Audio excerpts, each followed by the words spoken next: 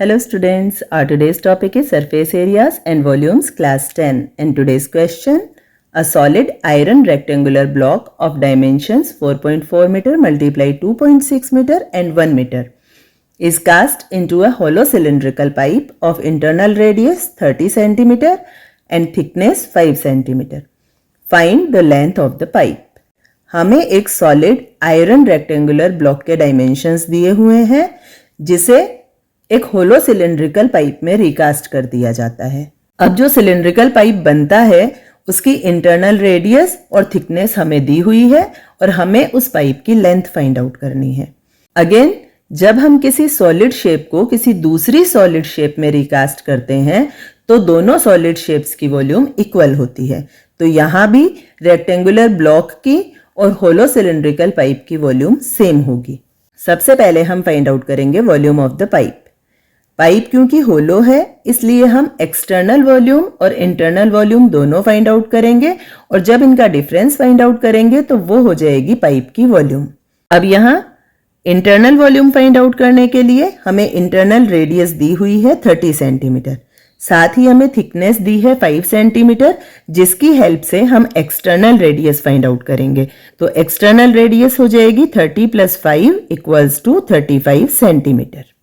Cylindrical pipe की volume find out करने के लिए फॉर्मूला होता है πr²h। यहाँ एक्सटर्नल वॉल्यूम की रेडियस को हमने कैपिटल R से डिनोट किया है और इंटरनल वॉल्यूम की रेडियस को हमने स्मॉल r से डिनोट किया है। हाइट क्योंकि दोनों जगह सेम है इसलिए उसे हम दोनों जगह h ही लेंगे। अब यहाँ हम वैल्यूज पुट करेंगे। पाई = 22/7 एंड h हमें फाइंड आउट करना है।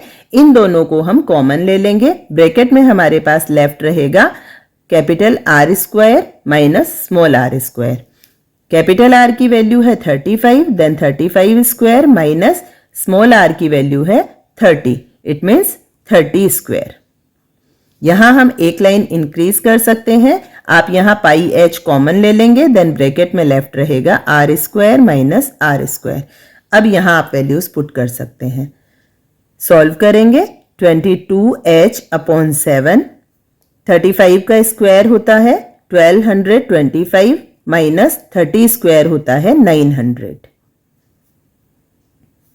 ब्रैकेट को ओपन करेंगे। 22h/7 एज इट इज रहेगा मल्टीप्लाई 325।